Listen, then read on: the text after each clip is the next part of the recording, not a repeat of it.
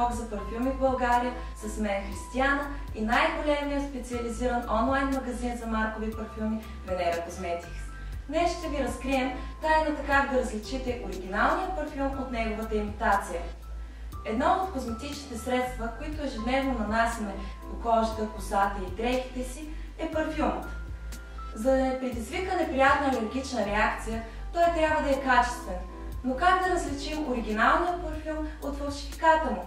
Ето няколко бързи съвета от Venera Cosmetics.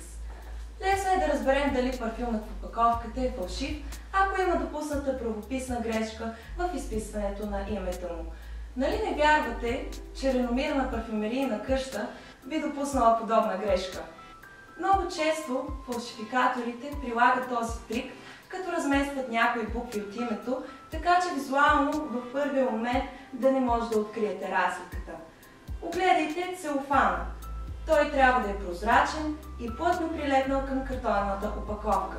В случай, че парфюмът наистина е оригинален, ще ви бъде доста трудно да го извадите от опаковката му, без да го разкъсате.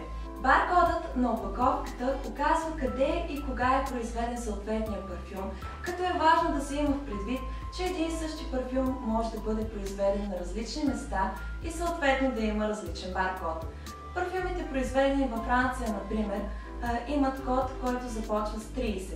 Тези от Англия започват с 50, испанските с 84, а италианските с 80.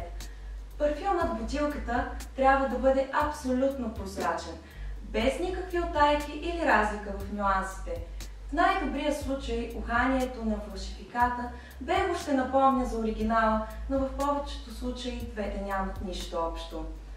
Нашият съвет: бъдете внимателни при избора си на парфюм и винаги избирайте доказали се във времето онлайн магазини за маркови парфюми.